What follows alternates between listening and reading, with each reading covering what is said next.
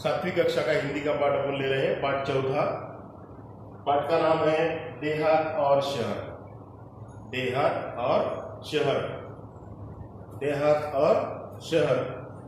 तो देहात, मैंने यहाँ पर कुछ चित्र भी निकाले हैं। ये देखो देहात में कैसे घर होते हैं, समझ रहे? देहात में कैसे घर होते हैं और यहाँ पे देहात में किस तरह घर होते हैं। यहाँ पर पेड़ होते हैं, पेड़ दिखते हैं, सूरज दिखता है। और ये शहर में बड़ी बड़ी ऐसी बिल्डिंग होती है, इमारत होती है। तो शहर और देहात में, इधर ये डिजिटल क्रांति, शहर और देहात में क्या क्या फर्क होता है, ये इस पाठ में एक पत्र लेखन पाठ है। ये जो पाठ है ना, ये पत्र लेखन पाठ है। पत्र लेखन के पाठ के माध्यम से इस पाठ को आपको समझाना है। तो आपने पत्र, आपको मालूम होगा, अगर नहीं मालूम होगा तो आपको दिखाने के लिए मैंने ये पत्र भी लाया है। ये पोस्ट कार्ड पत्र है। इस तरह डाकघर में अलग अलग प्रकार के पत्र होते हैं। लिफाफा होता है, अंतर्देशीय पत्र होते हैं, बहुत सारी चीजें। अगर आप चाहें तो अपनी क्लास अपन एक दिन पोस्ट डाकघर को मिलने जाएंगे, डाकघर देखने जाएंगे, ठीक है? या आपको जैसे समय मिलता है तो आप अपने पिताजी के साथ में डाकघर को भेंट देने के लिए जा सकते हो, नहीं तो बाद में अपन स्कूल शुरू होने के बाद अपन जाएंगे। तो पत्र लेखन पाठ है। तो पत्र लेखन के पाठ होने के कारण मैं आपको थोड़ा एक आपको खुशी लगनी चाहिए, इसलिए मैं आपको एक दो लाइनें बोलता हूं। देखो, पत्र आने के बाद में बहुत खुशी होती है लोगों को। तो देखो, संदेश आते हैं, हमें बुलाते हैं। संदेश आते हैं, हम तुम्हें बुलाते हैं कि तुम कब आओगे। ये स्कूल तुम बिन सुनी सुनी है कि तुम कब आओगे। तुम कब आओगे, कि बोलो बोलो तुम कब आओगे। प्यारे बच्चों, जल्दी अपनी स्कूल शुरू होना चाहिए, आप स्कूल में आओ। तो ऐसा एक मैंने आपको एक टाइटल बताया है, ये खत है। तो ये मैंने आपको, ये पत्र लेखन पाठ है। ये यहाँ पर पत्र भी मैंने लाया है, पत्र लेखन पाठ। ये देखो, ये पत्र लेखन पाठ है। ये पत्र में एक शहर, ये देखो शहर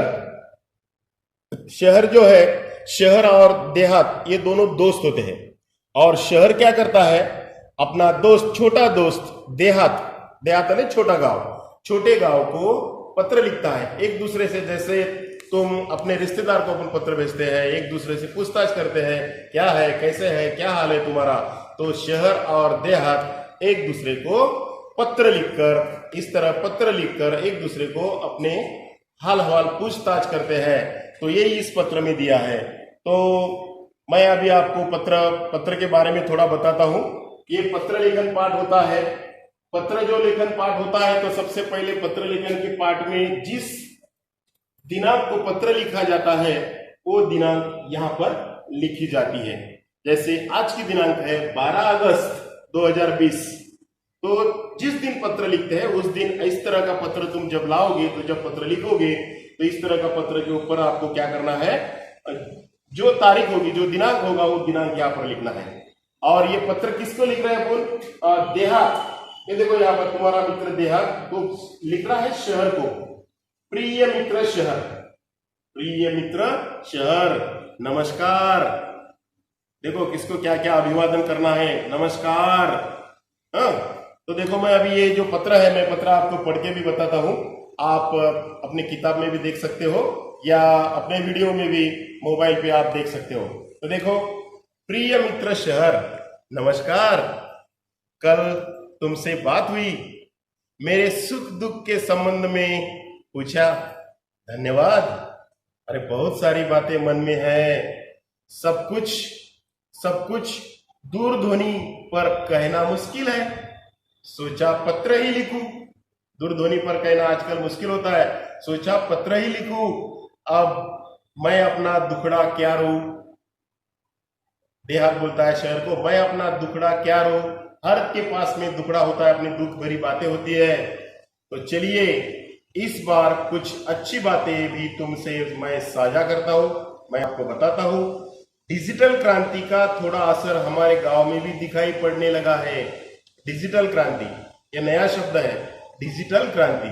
अब ये डिजिटल क्रांति होने के कारण ही तो आपको हम लोग ऑनलाइन आपको पढ़ाई भेज रहे हैं आपके घर को, इसी को ही डिजिटल क्रांति है। बैंक से एक जगह पर दूसरी जगह पर पैसे भेजना, हा? एक जगह पर दूसरी जगह पर मैसेज भेजना, व्हाट्सएप पे मैसेज भेजना, इसी को ही क्या कहते हैं, डिजिटल क्रांति। तो डिजिटल क्रांति का थोड़ा सा असर हमारे गांव में भी दिखाई पड़ने लगा है। मोबाइल के माध्यम से नित्य नवीन सूचनाएं हम तक पहुंचने लगी है। मोबाइल मोबाइल तुम्हारा मोबाइल के माध्यम से ये जो मोबाइल है, ये मोबाइल के माध्यम से एक दूसरे से अपन बात कर सकते हैं। तो माध्यम से एक दूसरे को सूचनाएं हम पहुंचने लगी है। उसमें स्वच्छ ग्राम स्वस्थ ग्राम, ये इधर मैंने लिखा है, स्वच्छ ग्राम स्वस्थ ग्राम। जो गांव स्वच्छ होता है वह स्वस्थ होता है, वहां पर किसी भी प्रकार की बीमारी नहीं होती है। इसलिए तुम्हारा अपना जो गांव है, आप अपना गांव स्वच्छ रखो, साफ सुथरा रखो, ऐसे इस पत्र में दिया है। स्वच्छ ग्राम स्वस्थ ग्राम परियोजना घर घर तक पहुंच गई है। ग्रामजन भी शिक्षा, स्वास्थ्य, रोजगार, खेती के नवीन औजारों और आधुनिक खेती की पद्धतियों को थोड़ा थोड़ा जानने लगे हैं। आजकल देहातों में भी नवीन आधुनिक पद्धति से खेती की जाती है। घर घर में शौचालय। अब देहात के लोग क्या होते हैं, शौचालय जाना है तो बाहर जाते थे, गांव के बाहर, घरों से बाहर। लेकिन अब सरकार ने तो क्या शौचालय बंदी ये कर दिया है गांव को, और सब घर को, सब लोगों को घर घर में शौचालय की योजना दी है। उन लोगों को फ्री में शौचालय गवर्नमेंट सरकार बांध कर देती है। ऐसी सुविधा के प्रति लोग जागरूक हो रहे हैं। हालांकि कुछ परेशानियां अब भी वही की वही है। देहातों में परेशानी होती है। आप देहात में जाके देखो, जो रहता है उसको मालूम होता है, पीने का पानी लाने के लिए दूर तक जाना पड़ता है।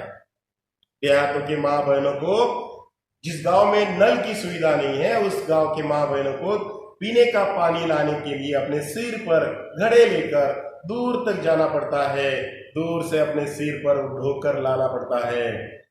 मेरे यहाँ विद्यालय तो है, देहात में विद्यालय होता है, पर उनमें आवश्यक सुविधाएं नहीं होती है। देहात में विद्यालय होता है, स्कूल होता है, लेकिन जैसे शहर में सुविधाएं होती है वैसी सुविधाएं देहात में नहीं होती है। महाविद्यालय तो हमारे गांव से बहुत दूर है। महाविद्यालय, बड़ा कॉलेज, बड़े बच्चों का कॉलेज, महाविद्यालय तो हमारे गांव से बहुत दूर है। तुम्हारे बारे में सोचता हूं कि लगता है कि तुम्हारे पास आधुनिक और अच्छी सुविधाएं, विकसित तकनीक है। तुम्हारी दिन दुनी रात चौगुनी उन्नति हो रही है। देहात बोलता है शहर को, तुम्हारी प्रगति हो रही है, उन्नति हो रही है, तुम आगे बढ़ते जा रहे हो, तुम कितने सुखी हो। एक दूसरे को, दूसरा आदमी कितना सुखी है ये दिखता है। मुझे आप लगते हो कि आप कितने सुखी हो, तुम तुम्हारे घर में हो, और तुमको लगता है कि देखो सर स्कूल में सर कितने सुखी है। लेकिन सबके पास में, तुम्हारे पास में तुम्हारा दुख होता है, मेरे पास में मेरा दुख होता है, वो अपने पास में ही रखना पड़ता है। सिर्फ एक दूसरे को शेयर करना पड़ता है, एक दूसरे को बताना पड़ता है। यातायात के आधुनिक साधन, पक्की चौड़ी सड़कें, बड़े बड़े शॉपिंग मॉल, ये देखो मैंने इधर ये बड़ी बड़ी इमारतें, बड़े बड़े शॉपिंग मॉल, ये यहाँ पर हवाई जहाज भी निकला है मैंने, यहाँ पर देख सकते हो ऊपर ये बिल्डिंग, शहर में बिल्डिंग होती है, बिल्डिंग के ऊपर हवाई जहाज होते हैं। हवाई जहाज का चित्र निकालने की कोशिश की है। ये यहाँ पर शहर में बड़ी बड़ी कार होती है, बड़ी बड़ी गाड़ियां होती है, लेकिन ऐसी गाड़ियां, ऐसे हवाई जहाज देहात में नहीं होते। देहात में इस तरह सूरज का दर्शन होता है, झुग्गी झोपड़ियां होते हैं, छोटे छोटे गांव होते हैं। लेकिन आजकल देहात में भी पेड़ होते हैं, नारियल के पेड़ होते हैं, लेकिन शहर में बड़ी बड़ी बिल्डिंगें होती है। तो चलो, हाँ, शहर में बड़े बड़े शॉपिंग मॉल और 24 घंटे बिजली की सुविधा। तुम्हारी शॉपिंग मॉल और 24 घंटे बिजली की सुविधाएं तुम्हारी शान में 4 चांद लगा देती है। कभी कभी मन बहुत उदास हो जाता है। एक जमाना था जब मेरे यहाँ बहुत खुशहाली थी, चारों तरफ हरियाली थी, पर अब पहले जैसी रौनक नहीं है। मैं देहात बोलता है असुविधा, बेरोजगारी, आपसी झगड़े, गुटबाजी, अशांति जैसी समस्याओं से घिरता जा रहा हूँ। यहाँ के कुछ अशिक्षित और अल्पशिक्षित लोग परिवार कल्याण के प्रति आज भी उदासीन है। जनसंख्या भी बढ़ रही है, उनके लिए यहाँ काम धंधा नहीं है। रोजगार की तलाश में लोग शहर जा रहे हैं, यहाँ काम के लिए मजदूर नहीं मिल रहे हैं। शहरी चमक दमक और आधुनिक सुविधाओं की ओर आकर्षित होकर लोग मुझे अकेला छोड़कर तुम्हारे और शहर की तरफ दौड़ रहे हैं। यहाँ स्वास्थ्य सुविधाएं भी नहीं है, बीमारियां हैं पर पर्याप्त मात्रा में सुसज्ज और अच्छा अस्पताल नहीं है। लोगों को ठीक समय पर दवा नहीं मिल पाती है। मेरा परिवार टूट सा पड़ा है, बताइए मैं क्या करूं? तुम्हारा मित्र देहात। इस तरह यहाँ पर ये पत्र लेखन का पाठ देहात ने अपने शहर मित्र को पत्र लिखा है। इस तरह उसने अपना दुखड़ा रोया है शहर के पास में। इसके बाद में कल अपन शहर देहात को किस तरह समझाता है, ये उसके पत्र के बारे में समझेंगे। ठीक है, तो मैं आपको गृहपाठ देता हूँ। तुम अपने मित्र या सहेली को पढ़ाई की पूछताछ के बारे में पत्र लिखो। आखिरी में दिया है पत्र, तुम्हारा मित्र देहात। मैं भी आपको आज के दिन की शुभकामनाएं देता हूँ। शुभ दिन, गुड डे, नमस्कार।